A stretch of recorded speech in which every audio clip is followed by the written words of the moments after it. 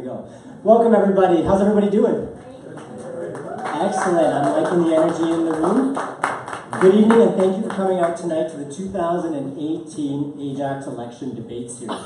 My name is Brian Coelho and I'm pleased to be your moderator tonight. Before we begin, I'd like to ask you to please turn your cell phones to silent or vibrate, and also to be cautious of moving throughout the debate, going in and out of the room, as it does cause distractions for our candidates when they're responding, as well as whoever's asking the question. Tonight's debate is part of a series of debates, as well as a school board trustee meet and greet sponsored by the town of Ajax. It is organized and run by independent people and volunteers. This debate series provides you with an opportunity to meet the candidates, ask them questions, and hear their ideas. And that's what you're doing here tonight. So if you're confused, you might be in the wrong room. You've taken the time out of your day to come out and get engaged in Ajax's future and participate in the democratic process, to ask questions and hear the candidates' answers, and ultimately to make an informed decision when you vote at the end of this month, or end of the month. It's next month, my apologies. So thank you so much for getting involved, and you know what, give yourselves a round of applause.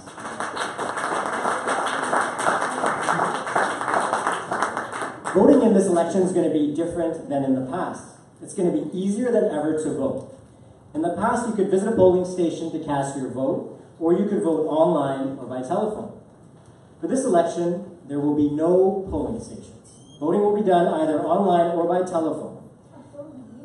You can vote anywhere, anytime, from Monday, October 15th, starting at 10 a.m., until Monday, October 22nd, ending at 8 p.m. Please note that if you do need assistance, there will be a small number of voter assistance centers available to help people that either don't have internet access or need some extra help.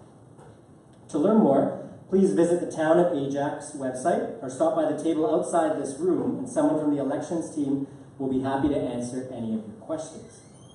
Just so you know as well, on that website, ajax.ca/debates, is where the video of tonight's debate, both the local one and the regional one that will be happening following this, will be posted. So that's ajax.ca/debates. So with all this in mind, please vote and encourage your neighbors, friends, and family to be as engaged as you are. Now let's take a look at the debate overview, and then we'll jump into some of the rules for tonight's debate so everyone's clear on what's happening and what to expect. Tonight will be a formal, structured debate with rules of order. Some of these rules apply to the candidates up here, and some of them apply to members of the audience, such as yourself. We have a fairly big crowd here, and it's going to get bigger as time goes on, and I'm sure there's a lot of you that want to ask questions. But please bear in mind, for tonight, we only have a little under an hour of debate time. While this may sound like a lot, with each person asking a question that will last 30 seconds and each candidate responding with a minute and a half response, time will go quickly. And so we're aiming to get in at least 9 to 10 questions, but in order for that to happen, I will be a little bit of the judge and the jury. So candidates and audience, if I cut you off, please don't take it personally. The candidates will be available for discussion after the debates, and if you'd like to talk with them further, please do so in the hall, since after this debate we have the regional one happening right here. And the other thing to keep in mind is, I want to point out that this is the local council debate. So this is the first debate we're having tonight, and the second debate tonight will feature candidates that are running for the regional council, bearing in mind that they also sit on the local council. Now it's important to know this distinction because local council and regional council are responsible for different things. Local council, so the debate right now, deals with fire services, road maintenance, recreation programs, parks, and libraries. Whilst the regional council deals with policing, transit, major roadways, health and social services. So if you have any questions that deal with the local issue, please ask it in this debate. And if you have any questions that deal with regional council issues, please hold that question to the debate that's going to follow this one. A few housekeeping matters. The goal is to have a debate that's fair, nonpartisan, and impartial. It should be civil and informative debate. And a third-party representative had no connection with the candidates or anyone in the audience. The debates will be limited to 1 hour and 15 minutes in length for each, the local and the regional. The debate will be managed by 3 officials. We have the moderator and facilitator, which is myself, and I'm responsible for the overall coordination of the debate, and I'm the final arbiter in the event of a dispute. Our timekeeper tonight is Colleen, who's right over here, and she's responsible for signaling when time limits for questions, answers, rebuttals have been reached. In order to keep the debate focused, when the timekeeper signals that your time is up, you must finish talking. And that will be flagged by a red card, and I'll get more into the timings once we get into the detail of it. And our question monitor for tonight is Amar, right over there near the mic. You'll see the mic in the middle of the room. And he's responsible for managing access to the microphone for members of the public to ask debate questions. So he also has some numbers with him, and so if there is a lineup, so you aren't sitting for the 10 minutes that one question is being answered, you will receive a number, and he'll help you get to the mic when it's your turn to ask a question. As mentioned, refreshments have been provided near the back of the room, and washrooms are outside to the left, I believe. Yep, thank you, Phil. And emergency exits, you can see them here, and just get past that sign and you're okay. Now let's look at the detailed rules. Each of the candidates has been given these rules, and by appearing here tonight, has agreed to follow them. First of all, candidates must appear in person. Candidates that were unable to attend tonight were given the option to submit a 2-minute statement to be read out during the opening statement section of the debate. Seating arrangements for the candidates have been chosen by a draw held a few minutes ago using our very high-tech system. And they are now seated in the row, number 1 being over here and number 5 being over there. Candidates will be given 2 minutes each for an opening statement and 1 minute for a closing statement. Please keep in mind, candidates, that when you're doing your opening statement at the 1 minute and 30-second mark, you'll receive a yellow card, which means you have 30 seconds before your 2-minute time is up, which is signaled by the red card. And for the closing, you'll get a yellow card at the 45-second mark, and 15 seconds later at the 1 minute mark, you'll get your red card, which means time is up. And I will also be sneaking up behind you with that red card. This will be a town hall style debate. The questions for the debate will come from the audience here tonight.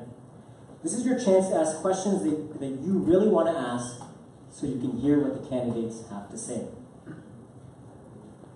As members of the public, you will be given 30 seconds to pose your question.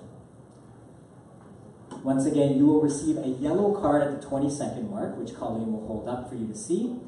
And that means you have 10 seconds left to get straight to what your question really is, get to the heart of your questions.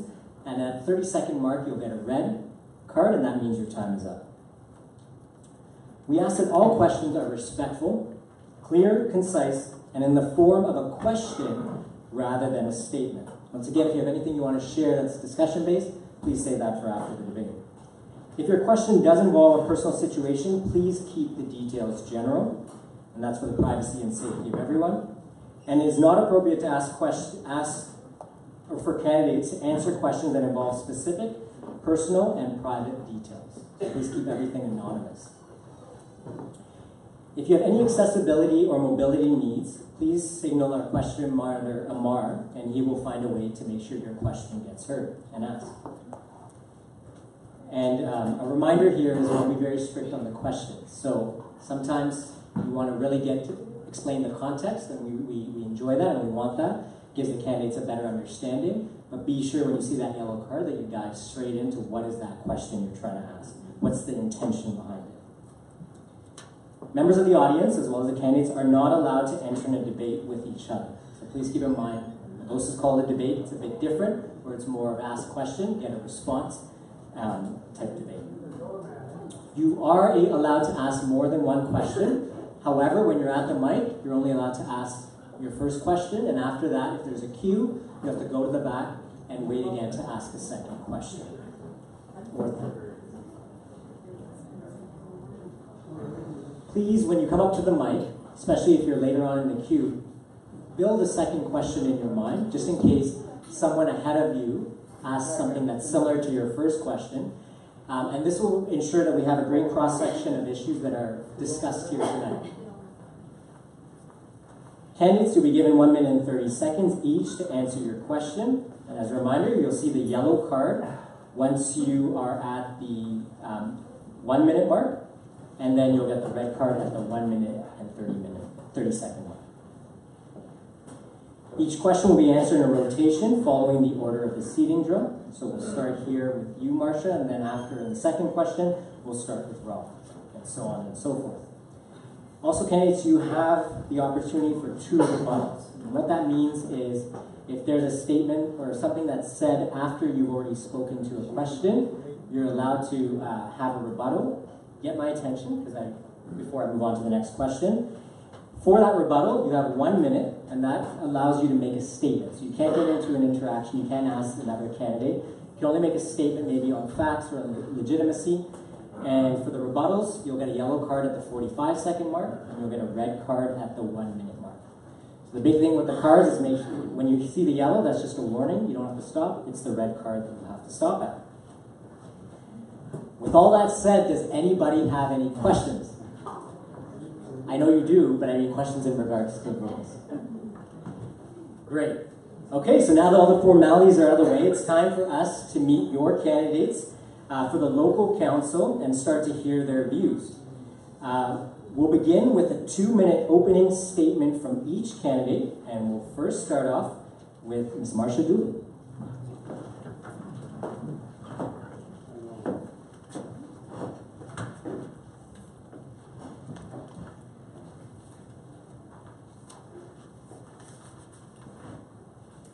Hello, neighbors and friends. I'm here seeking your support for local council. Most of you know me. I've been engaged and actively involved in our community for decades. I want to be your advocate for North Ajax and Pickering Village. During the past 15 years, only 2 councillors have lived and schooled their children in North Ajax. I've lived in North Ajax since 1982. Our children were born, educated, and schooled in North Ajax and Pickering Village. I built my insurance business here in Ajax since 1985. We are not a wealthy family, but we do what we can. I believe in giving to help others. I put my money where my mouth is. Most recently, my business made a 5-year commitment of $5,000 a year to a tune of $25,000 to support our new build for Grandview Children's Center here in Ajax. My office is a drop-off center and a strong supporter for Horizon House. I've served on many committees and support many worthy causes in my history and volunteer efforts since 1982. Traffic calming is a major issue at the doors. One suggestion I previously campaigned on budgeting for was raised intersections. And I'm happy to see that's been implemented on Ritchie. And I must conclude I played a part in that solution. I love helping people and problem solving. It is my desire to see Ajax provide the best quality of life available in the GTA. Ajax has the potential to be a place where work and home life can be optimized. As stated in my previous campaign, I want Ajax to be a place with reverence for its past, prosperity in its present, and belief in its future. Through facilities, I can develop our youth, welcome our new residents, and support the aging. Ajax has the potential to be Ontario's most endearing and prosperous communities. I'm someone with a strong work ethic. I'm a fixer. My mission is to serve the constituents of Ajax with empathy and respect. My strength is working with people. During election week, I ask you to vote duly. Let me be your advocate. Okay, thank you, Marcia. Next, I'll invite up to the podium Rob Tyler Moore. Hi, everyone. Nice to see so many familiar faces. And I'd like to thank the moderators for having us here tonight. I know there's a lot of work to put that together. I'd like to thank my family who's here tonight, as well as our campaign team. And mostly, I'd like to thank the residents that have taken the time to come here. We're all busy. And can't thank you enough for answering your doors. It means a lot to all of us when we knock on your doors and you actually answer. 30 years ago, I started working in Durham Region with our business.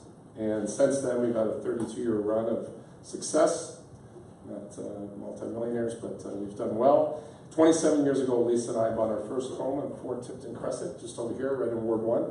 And after that, obviously raised our 3 daughters with the school here, did a lot of coaching, did a lot of parent-teacher stuff at the school. And the closer we got, the more engaged we became, and the more it meant to us to do something for the town. And we learned about the passion, about giving back.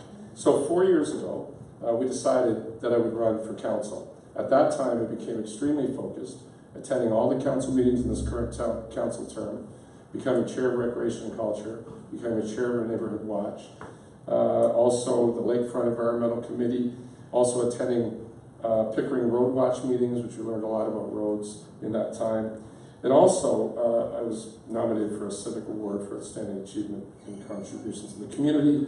But most importantly, there was 15 ward meetings in the last council term, and I attended every single one of them. And if anybody's gotten my literature at the doors, you see my platform was written by the people of Ajax, because we listened at those meetings. So I'm asking you for your support on October 22nd. If there's anything you need, please visit our website. And thank you so much. Okay, thank you, Rob. Next up, we have Margaret. I get this right. Seconet. Thank you.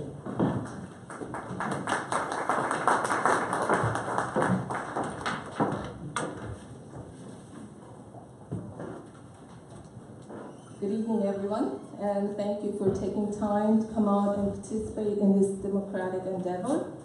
My name is Margaret Seconet, and my family has lived here in Ajax for the last 20 years. As an active participant of our community, I have volunteered and chaired on various town environmental events and advisory committees, as well as in school board and council. My other community effort extends to serving as board president on a condominium complex, to being an active member of my local parish. I've also worked with local and regional stakeholders to get the sustainability message out to our community. I'm an entrepreneur, publisher, and author, and have also worked with the Real Estate Council of Ontario as their continuing education provider. My other business and professional experiences are in real estate, manufacturing, distribution, accounting, and tourism, to name a few. Today, my commitment to the community and the community of Ajax and the environment continues in my bid to be your Ward 1 local councillor. I have seen Ajax grow in population, but not in real economic prosperity. It's time to forge our future economic path and growth through creative and team effort solutions. I bring a new way of looking and thinking of resolving our current challenges. I do intend to continue knocking on as many doors as I can in the next few days, hoping to chat with you face to face, but in the meantime, to visit my campaign website for more information about myself and my platform. Thank you.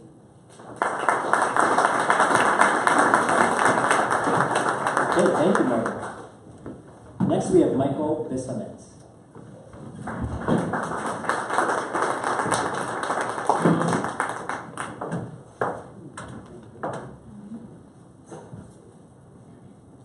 Residents and taxpayers of Ajax. For those of you who don't know me, my name is Michael Bissonnet.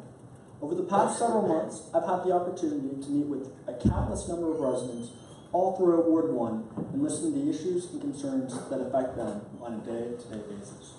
Issues such as taxes, snow removal in the winter, and speeding on the very roads that they live on. I recall speaking with one resident who said that in all the years he's been living in Ajax, not one politician has ever knocked on his door.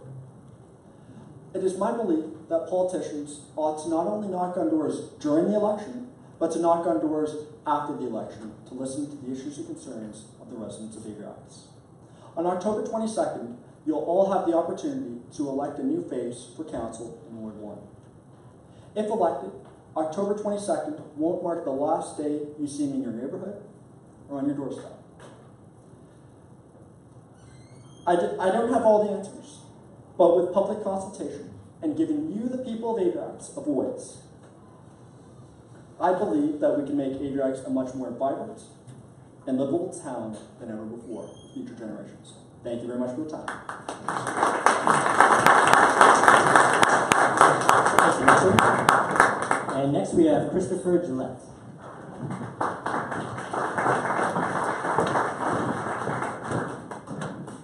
Mr. Moderator, friends and neighbors, and my the esteemed candidates who have taken the time to get engaged. My name is Christopher Gillette, and I seek your vote to be elected as Ward 1 local council, or local councilor for Ward 1. I hold a bachelor in political science from the University of Windsor and a master's in organizational leadership from Norwich University, one of the oldest private military college in the United States. Over the years, I've worked for notable companies or notable brands such as PricewaterhouseCoopers, Cushman & Wakefield, and RBC. I also ran a very successful retail business in the heart of Toronto's Yorkville district. So why did I decide to run for election? Outside of adjustment to inflation, I'm running to oppose property tax and to stand for economic development for Ajax. Presently, you pay, if you're living in Toronto, you pay about $500,000, $500,000.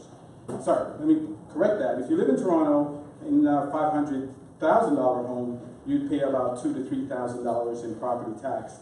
However, the same home in Ajax will run you about $6,000. Reason being that 80% of our revenue comes from property tax and the remaining 20% comes from commercial tax and other service fees. This tendency to tax and spend is becoming too burdensome for most residents of our beautiful town. I'm sure you'd agree.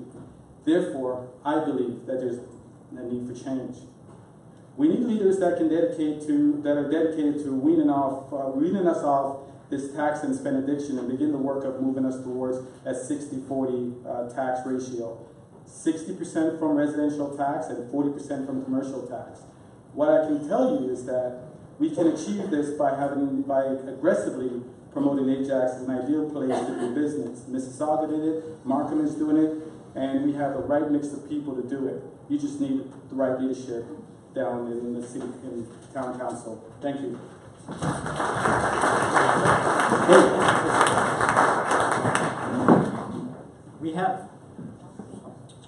We have two candidates that are absent, Geraldine Wade and Robert Bishop. Now it's time to move to what you have on your minds. So I'm going to ask if you could just for now line up, or if you have a question, please come to the mic, and just to wait for me to give you the go. And you may do that now. Candidates, I'm going to ask if you can just bring your mics closer to yourself, just so that when you speak, and they'll be turned on as your response comes. Feel free to go to the mic if you have a question.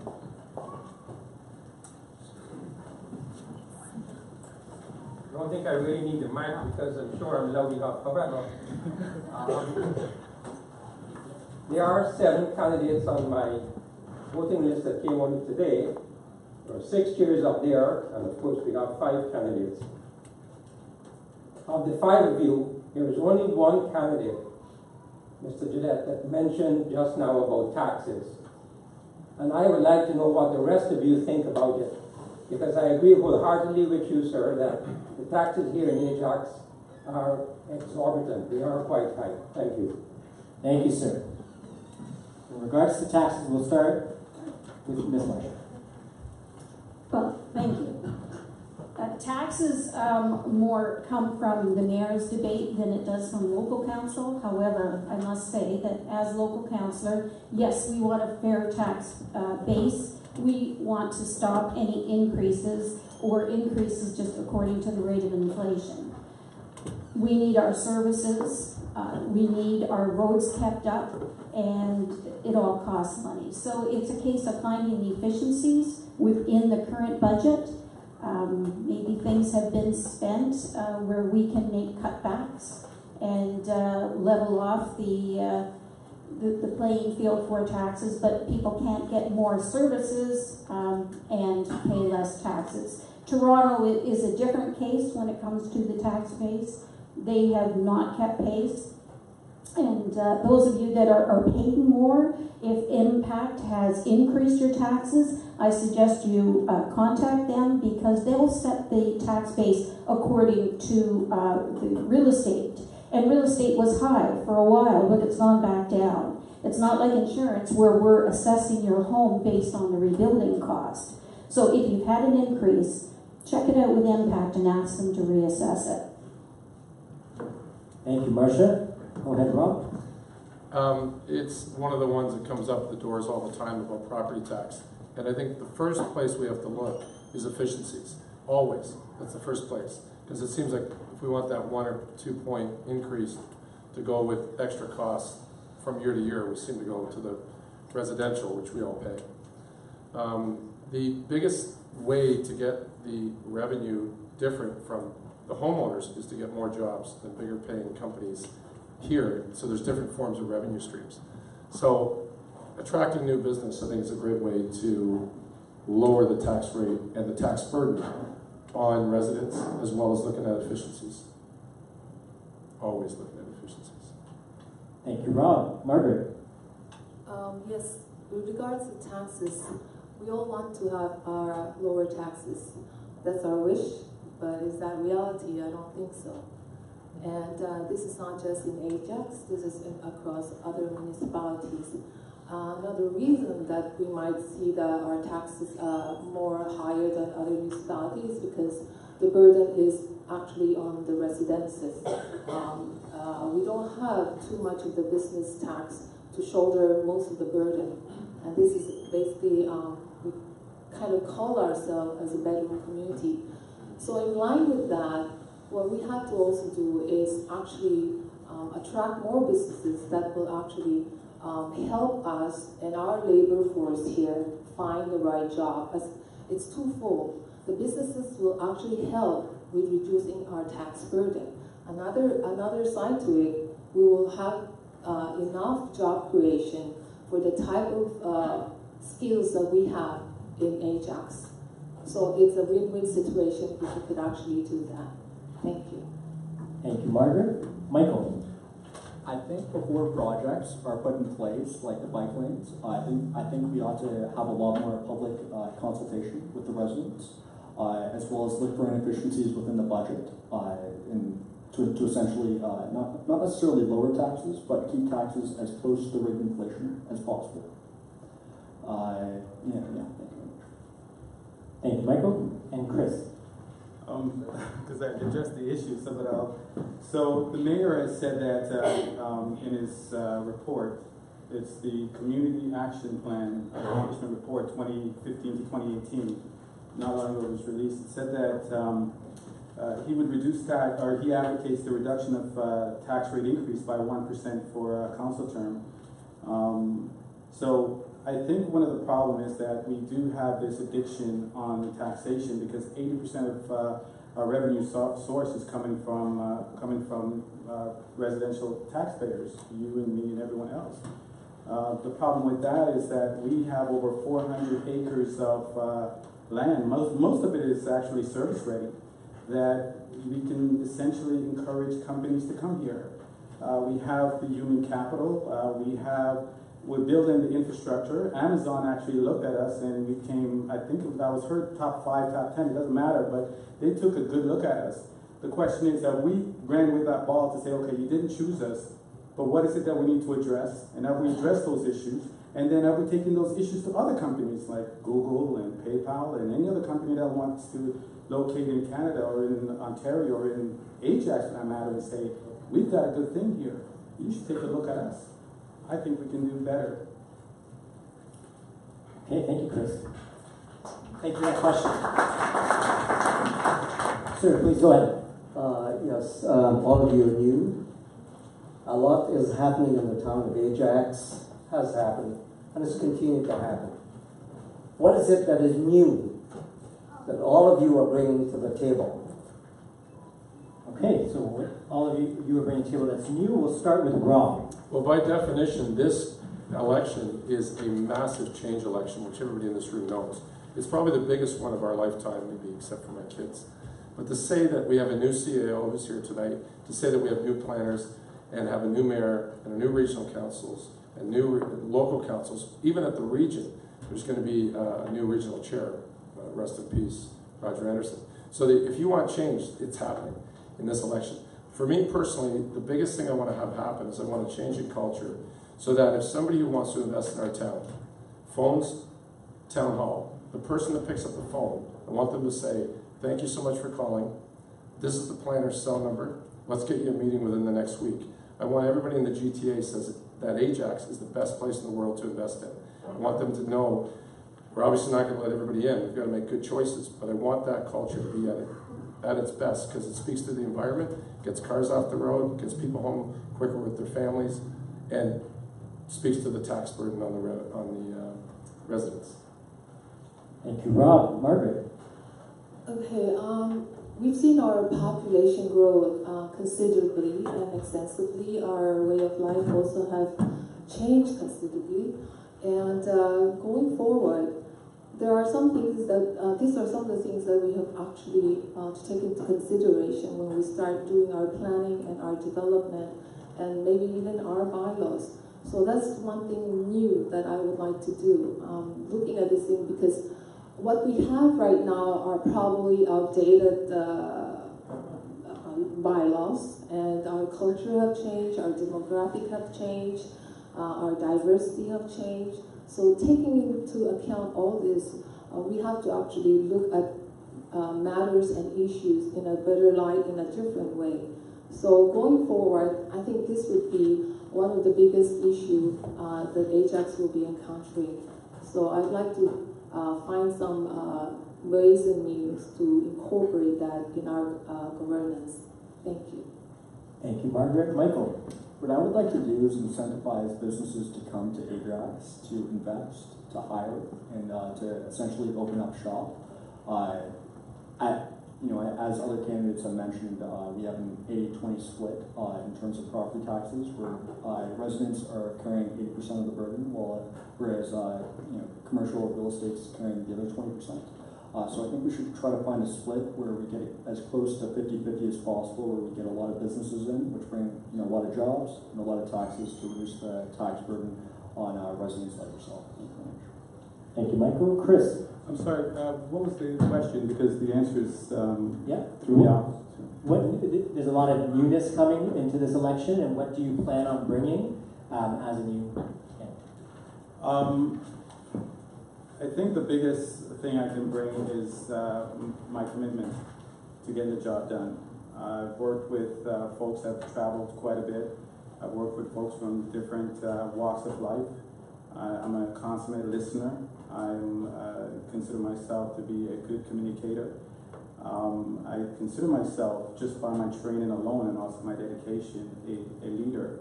And I hate to call myself a leader, but I believe that a leader is somebody that really is a servant. And what I bring to the table is a servitude attitude to help you do better, to have a better city. My vision is to make Ajax a model community and the envy of all other municipalities. I can only do that, not by myself. I can only do that with the help of every single resident here. And that includes things like infrastructure, it includes things like policing, it includes things like taxation, service delivery, beautification projects. Those are things that involve the totality of the people of Ajax, because ultimately what we're talking about is when we make Ajax better, property value goes up and you all become richer and more vested. Thank you, Chris. Marcia. What we're bringing this time to the table is a whole new council.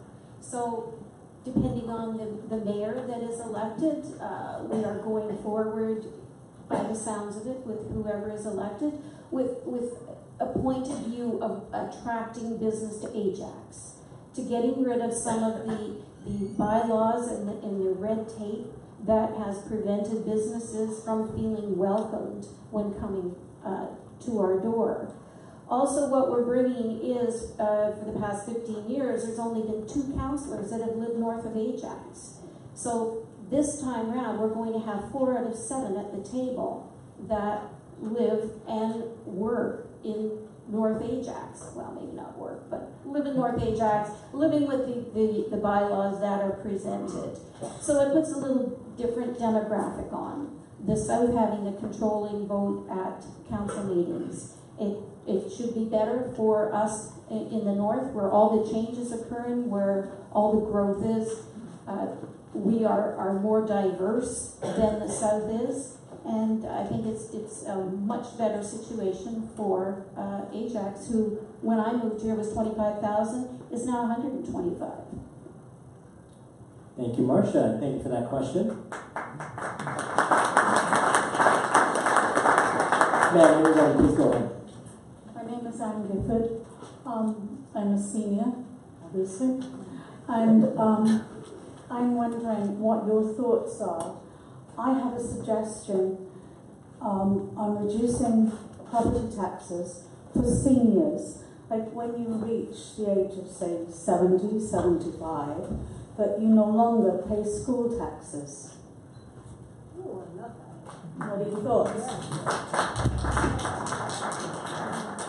So Ms. Gifford, it's thoughts on that strategy of no longer paying certain taxes at a certain age. Yeah. Perfect. Thank you, Ms. Gifford. For this one, we'll start with Margaret. Yes, something to consider.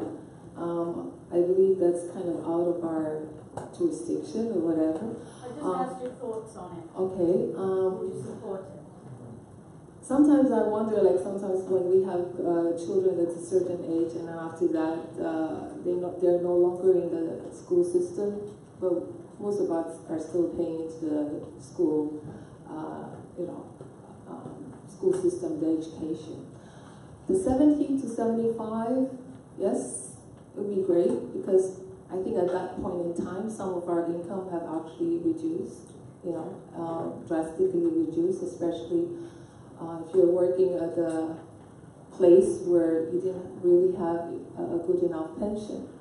So it's something to think about, and I believe it would also help the seniors. I know how difficult it is sometimes to live on a certain budget, and certainly it would be something that I would actually try to work with the school board if it comes to the table. Thank you. Thank you, Margaret. Michael. Certainly something to consider. However, with that being said, hardworking families that have a number of different kids already are paying quite a bit in taxes, and their taxes would essentially go up because the burden that would be taken off seniors would be put on these families. So I'm not necessarily against it. I think we should find other areas, perhaps a reduced transit tax for seniors. To take the load off with a fixed income pension, but I don't think that would be the answer, lowering taxes for seniors, because there are families out there with a number of different kids that have expenses as well. Thank you, Michael. Chris.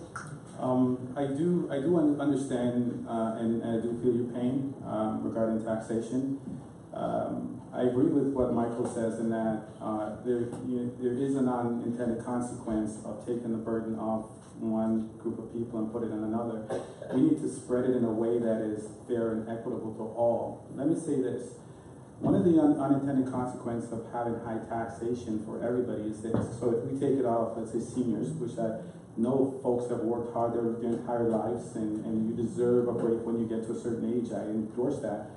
But specifically on this tax issue, that's where I somewhat depart, because one of the consequences that when you have high taxation on folks, they will have what could result as an unintended consequence is folks then turn their houses into rooming house just to pay the taxes, and that deteriorates the quality of our neighborhoods, right? So we have to think about that. So folks have two choices: you either move out, or you rent the basement, and then when it gets too high, you start renting parcels and pieces of your home, and you get folks on your street that may not necessarily be desirable or may not have the interest of your community at heart. So I think we ought to be careful about how we go about it. We definitely need to fix or slow the rate of tax increase, and I do believe that economic development is the only way to do that. Thank you, Chris. Marcia. Well, there's a great amount of stress on families raising young children as it is now. It's affordability issue, and when the seniors had their children and they were raising them, everybody was contributing. It's like saying for healthcare that, well, I'm going to opt out of paying a portion out of OHIP because I've got my own private plan. Education is something, we need our youth. We need our youth to get jobs, to pay taxes. You can't get your pension if people are not working and paying into it. So I have reservations about allowing one group to say, we're of a certain age, we're not paying, because your pension is coming from the pot that everyone is paying into. We need children to have a good education. They have to be able to afford the education to get the jobs to contribute to society. So to me, education is a basic of our society anyway. I know in Florida they do let them out of it. Does that affect the level of education in Florida? I don't know. More information needed. Thank you, Marcia and Rob. Well, it's a good question, and it's important that we look at seniors' initiatives and issues. When we pay property tax, approximately 30% goes to the town, 50% goes to the region, and 20% goes to the province. And out of that 20% comes health and education. So for us to weigh in on that final 20%, that would be 10% of that, let's say. It's a slippery slope because our country is based on universality, meaning we all pay, we all collect. That's sort of the system that we live in within Canada. Having said that, seniors need to have the same services that younger people have, obviously different services within themselves, like proper transportation, being able to get around easily, and also affordable living. So it's a slippery slope to try and start cherry picking certain taxes for certain people. Thank you, Rob, and thank you for that question. Before you go, I'm going to invite Amar to hand out numbers to the rest of your line, so you don't have to wait standing up. And then you're welcome to stay, but if you'd like to sit down. Okay? All right. I'd like to know the candidate's opinion on all the illegal building that goes on in the town of Ajax, and would they support the foundation of a building code enforcement unit for the town of Ajax so that everyone complies to the Ontario Building Code. And so we don't have a person putting in a legal basement apartment, people building a deck without a permit, and people trying to change their use of the garage. Thank you for that. So in terms of illegal building being done, we're going to start with Michael.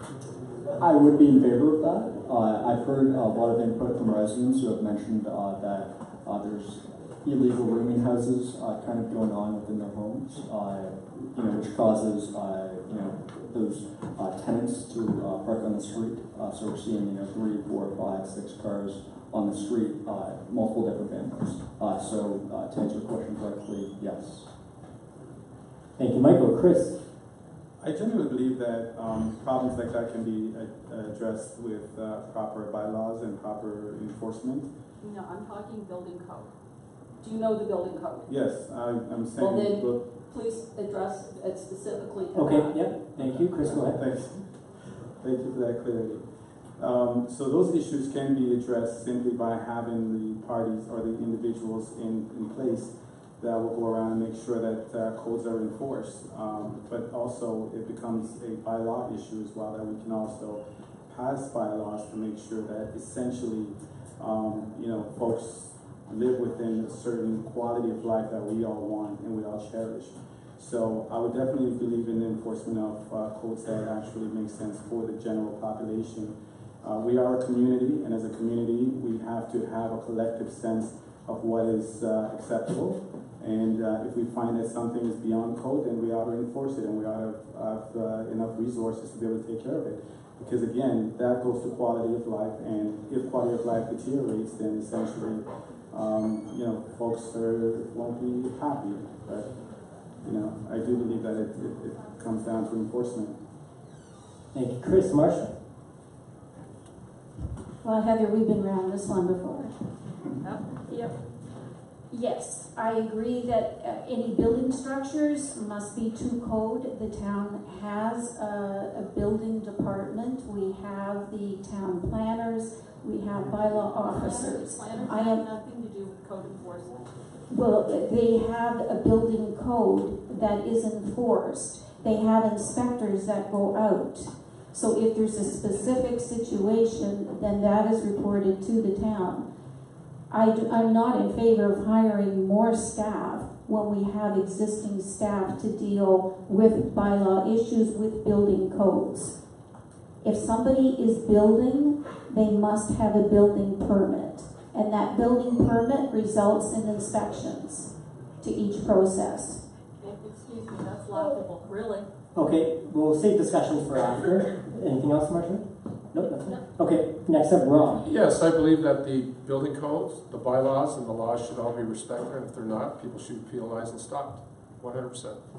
Would you believe that, would you agree that if there was a structure built, should it be, if So- it's found to be illegal, should they be made to rip it down? Right, so they're giving their to answer your question. Yeah, so if you have any further discussions, I don't want to discourage it, just not at this moment. Thank you.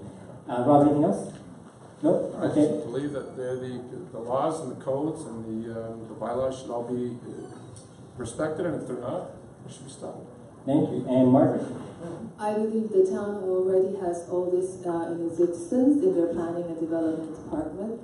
I think what you're trying to say are people who go and do this, not getting a building permit, not following the rules basically.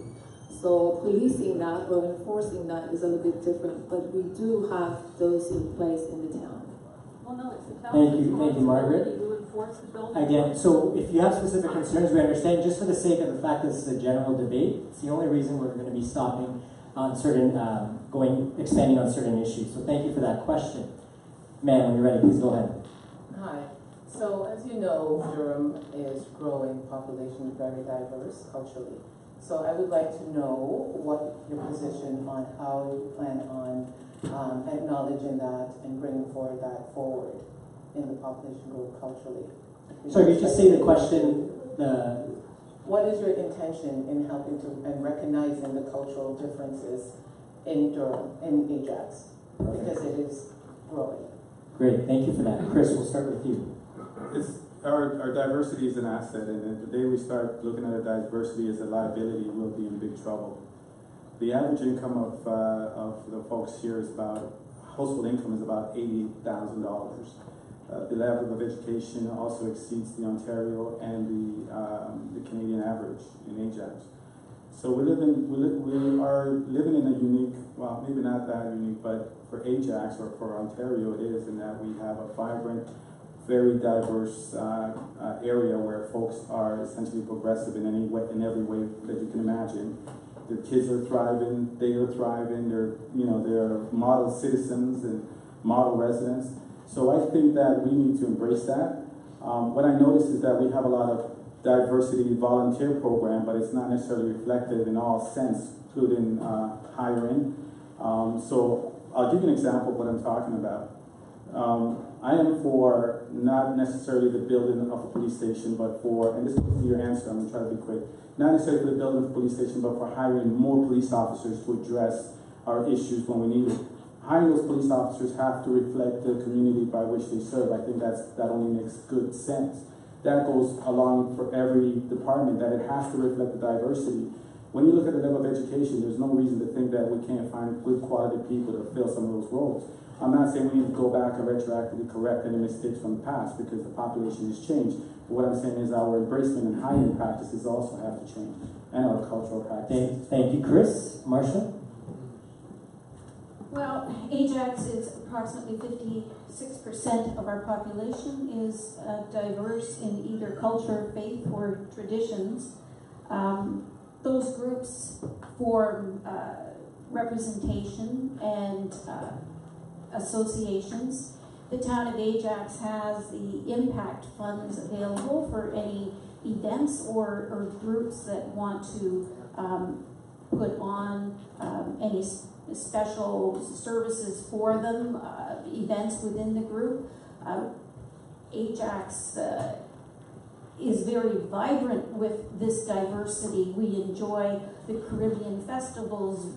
We enjoy all the cultural music and dance, and to embrace it, I would say it would just be the groups, the individual groups, bring it on, because we all enjoy it. It's like Toronto. It's very diverse, and people enjoy being involved in that. Going door to door, everybody is a different reflection, a different culture, and it's a wonderful feeling. Personally, I only see people. I don't see differences. I see people and their value. Thank you, Marsha. Rob? For me, the lessons I learned from kids, and the younger the better. They've got it right. They are so chill on differences, they don't even see it. They're just people. Friends play, they come over, they swim, they laugh, they fight, they play soccer. As we get older, the challenges start setting in. And what worked for me was attending, going to Black History Month, going to Diwali, eating the food, meeting people, connecting and getting off the computer was so important. And I think that everybody needs to, in a word, need to feel comfortable when they're pursuing something. They need to know that if there's a job posting, that there's no reason why everybody can't get into it. If they want to become a police officer, want to become a nurse, work for the town, work in retail, they should all feel comfortable. And I think we can do that just by treating everybody with respect. I don't mean to minimize it or simplify it too much. It's not my position to do that. But I have an infinite respect for everyone who lives in the town. And like we said, there's no color barriers in my heart or in my mind. And if there is for other people, I want that to be addressed and fixed. Thank you, Rob. Margaret? I'm thinking that you're asking more about how to bring in more culture. Definitely, Ajax has a lot of programs, events, festivities that that as diverse as the demographics that we have here. And in that light, I also feel that we can do some more. We can, I feel that we can actually add some more. So going forward, that's what I would like, probably to get more volunteers to create that other cultural events or activities that we could actually just add to our existing ones. Thank you. Thank you, Margaret. Michael? I think diversity is a wonderful thing. However, in 2018, we don't really see too much racial discrimination in people applying for jobs. Most people treat others according to the content of their character and not the color of their skin. So I think overall we should point out instances of racism, but we don't really see too much of that, in my opinion. Great, thank you. Thank you for that question. So when you're ready, feel free to go ahead. Okay. In light of the provincial government policy of increased densification, and in light of all your support of industrialization, I would like you to tell me how you are going to maintain green space, playing fields, and recreation facilities, especially in North Ajax, which is seemingly having trouble with this very thing. Perfect. So maintaining green space and recreational space in North Ajax, correct? What your plans are? Throughout. Yeah. Okay, so we're going to start with Marsha on this one. Well, there are in the planning, there is percentage of any development that's supposed to be for green space and parking. But from what I have understood for too long, the town has allowed developers to pay off and get out of the requirements for that green space. Once the land is gone, we can't get it back. We need our soccer fields, we need our baseball fields, and it keeps encroaching and taking away from our children and their development. So in my mind, I would adhere strictly to the requirements for green space and also for parking. If not adding to it, but yes. Thank you, Marcia. Rob? For the last 4 years, I've been the chair of the Recreation Culture Committee for the town of Ajax, and Parks and Rec falls under that umbrella. So we hear about it in committee, about the problems and the solutions. One of the things with current parks is, number one, we need to preserve those, and anytime we can get more green spaces is a good thing. There's a lot of houses in here, and now we're talking about more industry, but those lands are zoned to a different area. But specifically in our area, there's been a problem with garbages in laneways, and those need to be addressed. We need to keep our parks clean. So I'm in favor of green spaces and of parks, and I would always vote in favor of that. Thank you, Rob. Margaret? I think our current development, when we have a new subdivision coming up, they usually incorporate into the plan a green space area, either a park or even a church or a school. Those are incorporated into the planning when we actually approve a development. Unfortunately, sometimes the developers, when they go ahead and do it, sometimes it doesn't happen, okay? But, and that is basically sometimes out of the town's hand. Once you sell off a property, it's out of the town's, jurisdiction type of thing. So we do have that when we're okaying or when we're approving the development. Sometimes that doesn't really happen.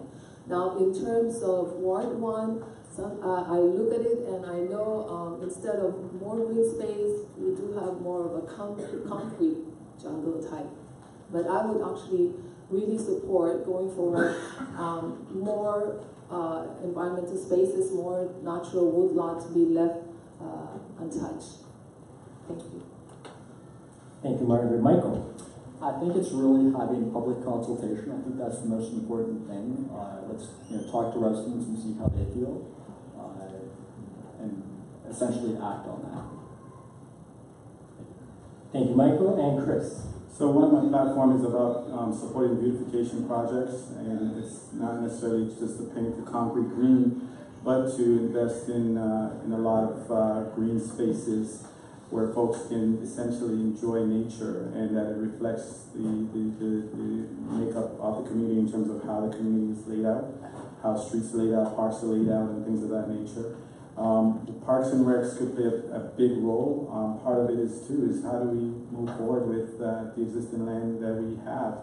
Some of that land can be also merged with development in a way that sustain green space. So conceptually, I embrace and agree with the idea of supporting investment in and developing our green spaces. What that looks like will come down to dealing with each particular situation in neighborhoods, but that has to be in consideration with all decisions that we make around that. Thank you, Chris, and thank you for that question. Okay, am I allowed one more, or at the end, we can put you in at the end of the meeting. Yeah, thank you.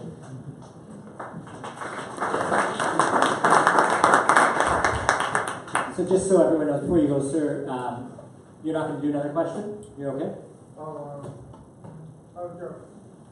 I have one more question.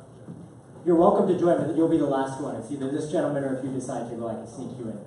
Okay? So just these two questions are the last two. There's one more gentleman. There's a number. Ah, okay. So he's in. All right. So those are our last ones. So just for the sake of time, I wish we could get everyone. Sir, go ahead. Geez, I forgot completely what I was saying. All right, perfect. You make it easier now. So my name is Les Carbonaro. I live on McDermott Drive. I grew up in Pickering. I bought my first home in Ajax when I was 20 years old. So I've been here a long time. I'm really old now. Okay. So I want to take us back to the property tax thing. Okay. This is going to make you uncomfortable. I like paying taxes. I get great service for my taxes. I could not get for $6,000 that I pay here the kind of service I get in Ajax. I believe Ajax is actually very well serviced. There's my card. I didn't get to my question. So just yeah. Okay. So my question is, in employment development, we've seen lots of retail growth, crappy minimum wage jobs. what do you hope to do to bring good employers? You mentioned pensions, employers that actually pay pensions. How do you solicit those kind of employers in Ajax? All right, so bringing in employers that are going to continue to expand on the economy here in Ajax. All right, so Rob, we're going to start with you on that one, please. That's perhaps the most important topic, in my opinion, tonight, because it hits so many things. When people have good jobs, they can get home to their families on time, and there's a bigger tax rate because from industry that goes to the town, so we can drop our 87-13 ratio. But as I said earlier, I really think there needs to be a culture change. I'm friends with everybody who's on current council, but I think that if somebody calls the town, like I said earlier, and they want to invest in our town, they must be treated with expediency and respect, fast. Give them the planner's cell number. Let's set up a meeting with them next week. That's going to spread around the GTA. So everybody says, you want to do business, give a call to Ajax. Those guys are great to deal with. I want that kind of culture in the business community across the GTA. Thank you, Rob. Margaret. I did some research thing. 64% of our workforce has post-secondary education. And I would like to be able to bring in businesses that actually would cater, would actually let these people be employed. So if we're bringing other businesses that doesn't actually,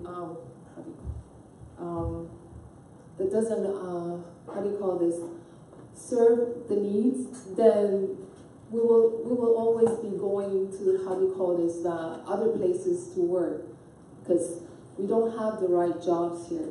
So in terms of marketing to other businesses, or actually saying, hey, come to Ajax, I'd like to be a little bit more selective on that, because we have only so much development land left. So once that's gone, it's gone. So let's bring in businesses that actually can support the workforce that we have here. And from the statistics, we do have a huge workforce that are actually highly educated here. Thank you. Thank you, Margaret. Michael.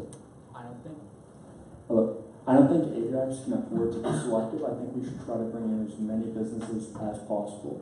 And typically the more businesses that come in, we're going to find employers that pay high wages, especially for those with post-secondary education. So, Chris, go ahead, sorry. thank you. I knew it was just like jumping the gun. Sorry about that. So presently, about 3% of our budget goes towards planning and development. If I'm elected, or when I'm elected, I just have to assume positively, I hope to move that dial to more towards 5%.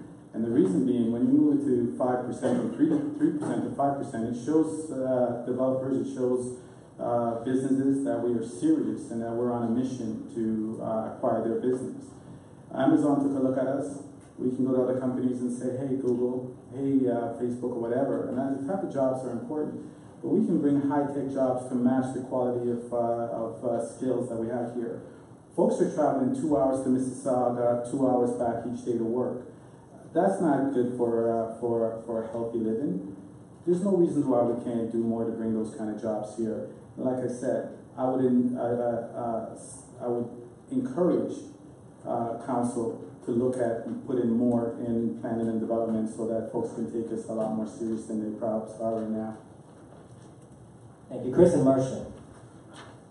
Right now, we've got 70% of our population that is working outside of the area, so it is very advantageous for us to encourage business in Ajax to develop. That comes with our new council to find out what it is we can do to make it more appealing to business to come. Whether we give them a break for the first couple of years to set up, because it takes time to function. However, coming with new business, we hopefully get a better tax base, but also it brings other issues. Well, business doesn't. I was more or less, my mind was going to the high, development that we've got going on with our building at the moment. It may cause for a need to expand our tax base a little bit to increase fire services and police presence within Ajax. Thank you, Marcia. And a quick note, I understand oftentimes in this situation you have follow-up questions, and so when you do see the candidates outside, be sure to give them your address, because they'll love to come knock at your doors and have further conversation. Okay, so I don't want anyone to feel silent. Just know that for the sake of the timing and the general debate here, we do have some limitations. Sir, please go ahead. Hi, my name is Alan Hadley, and I'd like to thank you all for coming to actually consider running in a future election myself one day. So I'd like to be here and thank you for giving your time and giving the best answers possible. My question kind of reverts to the first question that was asked.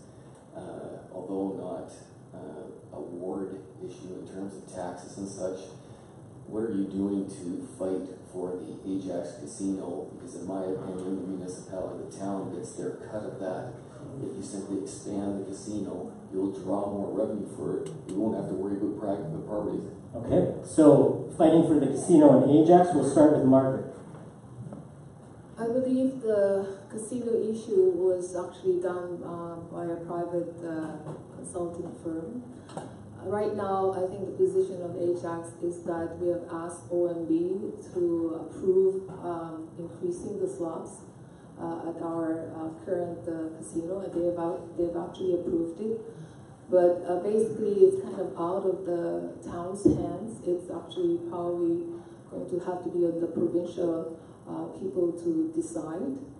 Going in terms of revenue, the revenue that we actually got from the casino was, I think it was a good thing that the council had actually set that aside. So for capital projects and for some non-profit projects as well. Basically, when we're trying to replace that, if we're trying to replace that, we can always go and look at other avenues, because property tax is not going to just be, it's going to be the main source, but the casino was bringing an extra, like an investment revenue.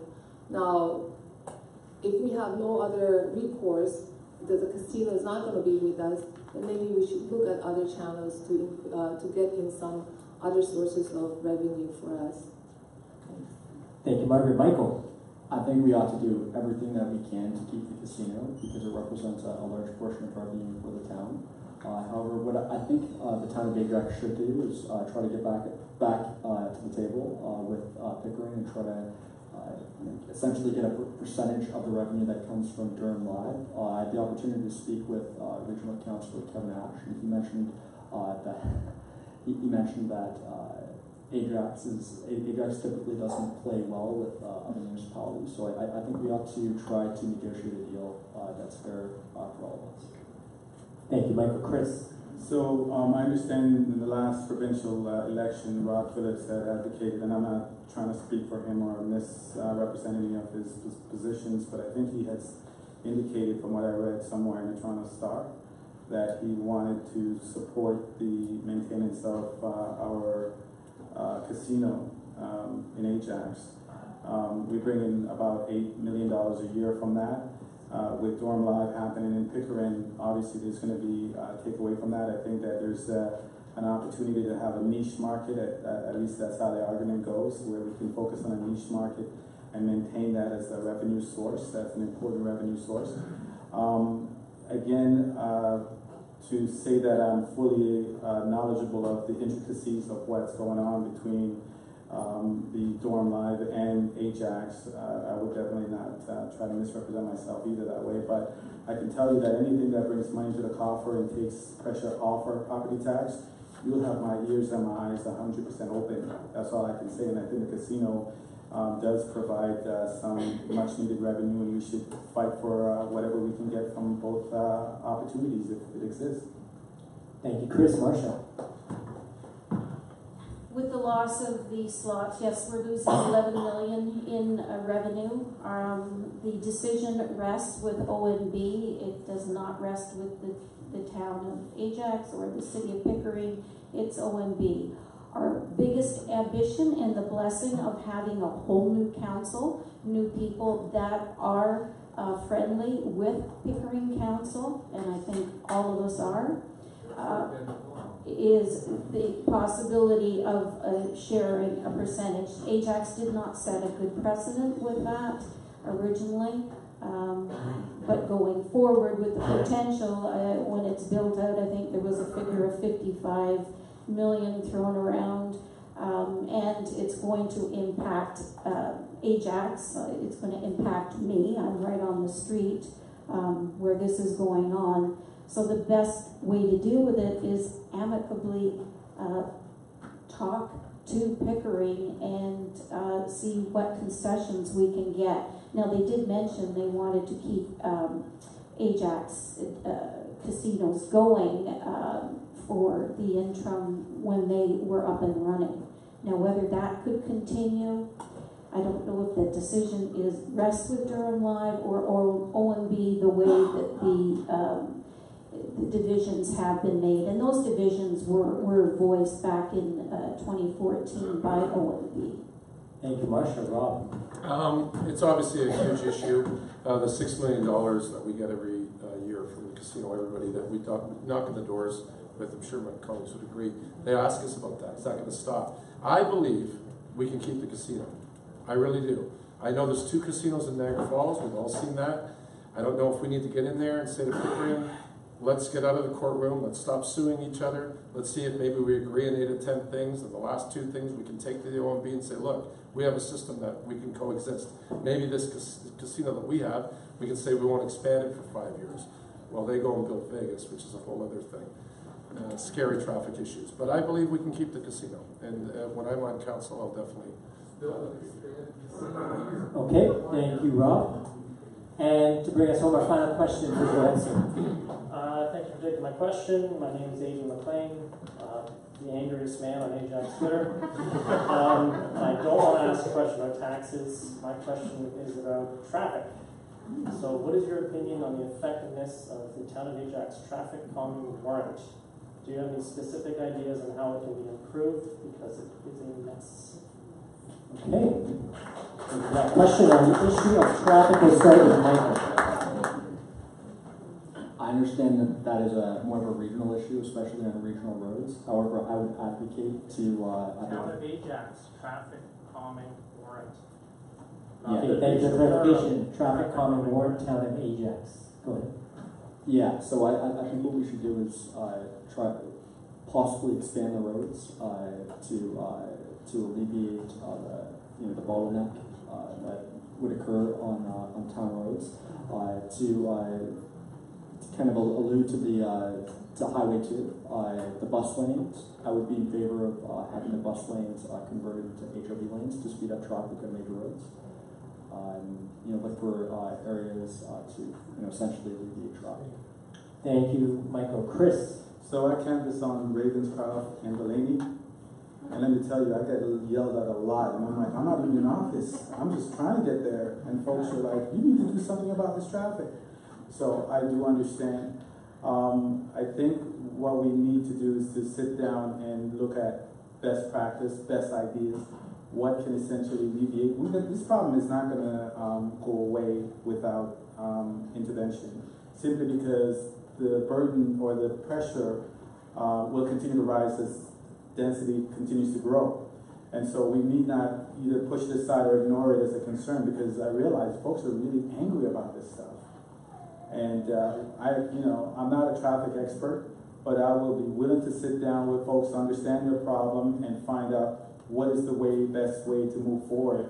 And if we have to look at getting experts in or look at best practice elsewhere, then that's what it'll take. But it doesn't make sense for somebody who had what they considered a very nice, calm street, all of a sudden becomes almost like a highway, putting their kids at risk. I understand it.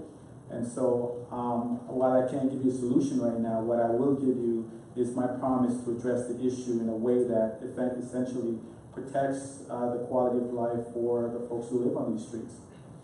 Thank you. Chris? Marcia? Okay, you've eaten into my 1 minute closing. Traffic calming is the #1 issue at the door.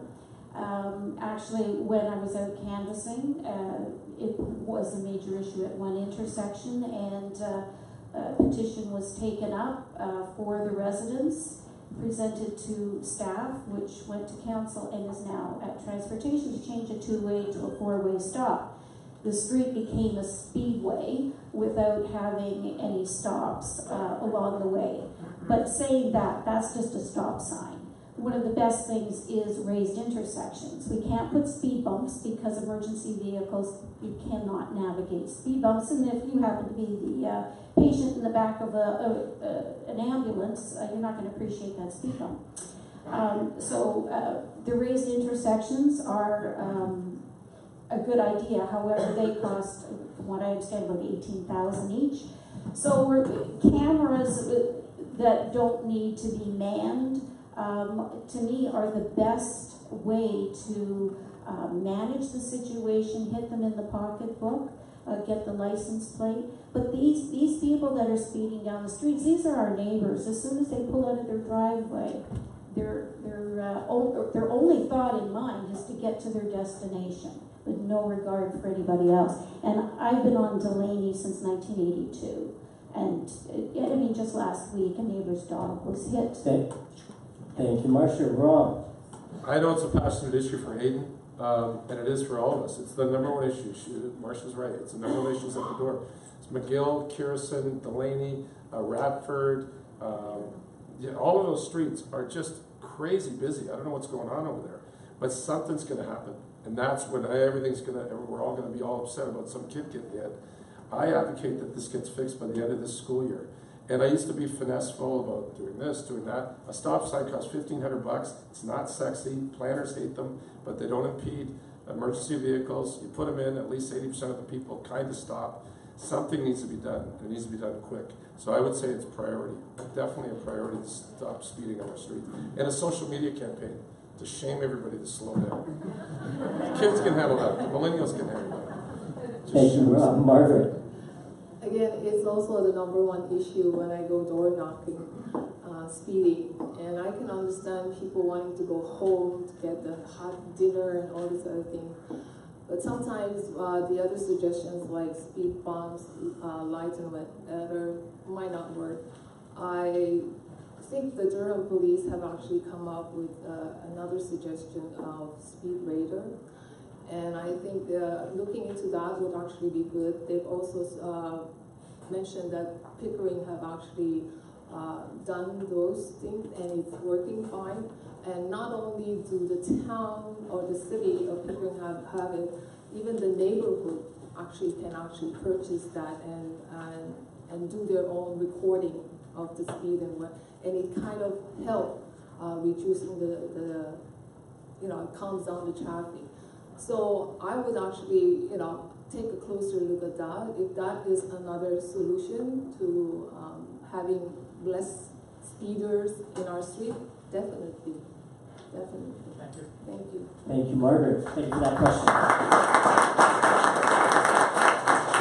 All right, everybody. You did very well. We got through 9 questions. I remind you that this is not, there's limitations to this type of debate, right? You're asking a question and getting a single answer. But please know that this is a sort of a first stepping stone into more conversations. So please use this as an opportunity, especially afterwards in the hallways, to continue to talk to the candidates, as well as for the time duration up until the actual election. Now we're going to move into the closing statements from each candidate, and we will start this time from the end. So I'm going to ask Chris to please come up and give us a closing statement.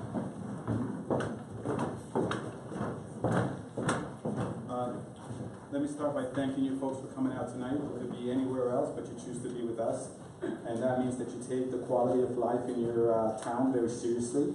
And I'm honored to be just a contestant for the role. I do want your endorsement. I do need your vote because I believe that I'm the best man for the job. As your local council for Ward 1, I will be the consummate salesman, applying my professional corporate background to get professional services and manufacturing sectors to look at Ajax seriously as a great place to set up shop, a great place to play, a great place to work, and a great place to live. As your Ward 1 local council, it will be my mission to work towards improving the quality of life for all who call Ajax home. I pledge to lead by my core values of discipline, integrity, social responsibility, empathy, and hard work. And my vision is to make Ajax a model community and the envy of all other municipalities, but I can only do it with working with each and every one of you. Thank you for your time. I'd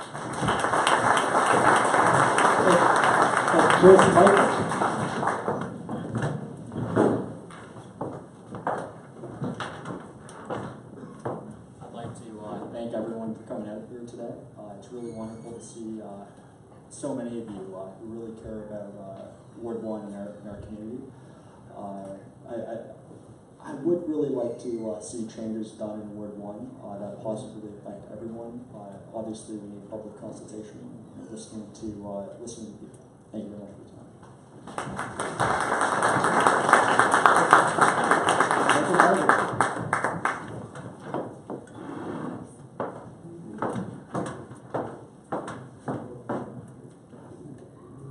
Thank you everyone for coming out tonight. Thank you too to the organizer of tonight's debate. Please keep in mind that the person you choose as your local councillor will be part of a group that have the serious work of developing and evaluating policies, programs, and services that will affect the well-being of you, your family, and the whole community. It is not something to be taken lightly. Choose someone who has the integrity, equipped with the knowledge and varied skills to tackle the different issues that will be going forward towards the council's table. Choose the right person who can actually really do the job. I believe in the potential of our town to achieve greater economic growth. As your local councillor, I know I have what it takes to represent you and your voice at Town Council. Thank you. Thank you, Margaret. Rob. Thank you again to everyone that came tonight, and thank you again for those that answer your doors when we knock on them. It means a lot. There's a $56 million operating budget at the town of Ajax. It's not an entry-level position. And when I told you earlier all the stuff that I've done in the last 4 years, it wasn't so much to impress you, but I wanted you to know that before I came to your door to ask for your support, I really wanted to learn the job. I wanted to earn the job as well. So that's why I went to all the general government committee meetings. And what that means is you hear the conversation and how things get done. In council, it's also enlightening, but you don't see the interworkings. So I took the extra step, I took a deeper dive, and I really wanted you guys to know that I did put the time in. So hopefully when you make your decision, when you visit places like this, and you visit all our websites, you'll choose me as your next Ward 1 councillor in Rocktown and Warren.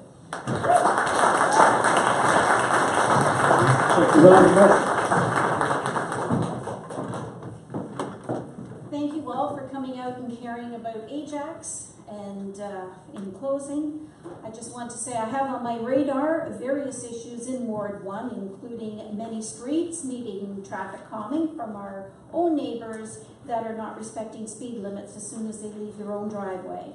I've already been to work. I've taken up a petition for a four-way stop for one group of citizens. It's been presented and gone forward to transportation.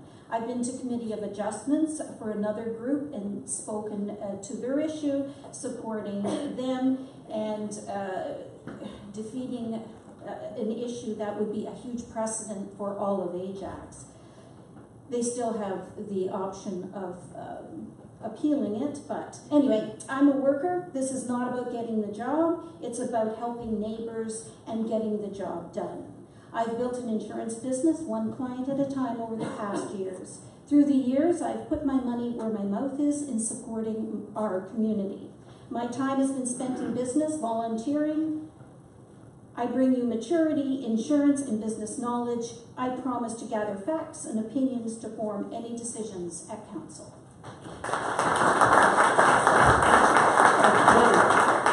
Let's give another round of applause for our candidates.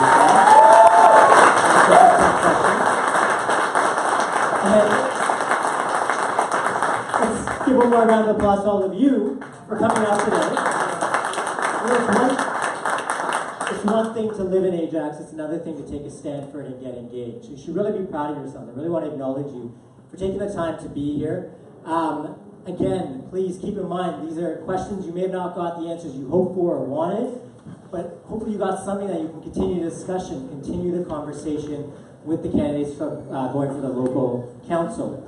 We will be starting the regional council debate at approximately 8:15 p.m. So in the meantime, you're welcome to continue to get some refreshments, take a bio break, talk to your local council candidates outside, and we hope to see you back for regional in just about 15 minutes, 20 minutes.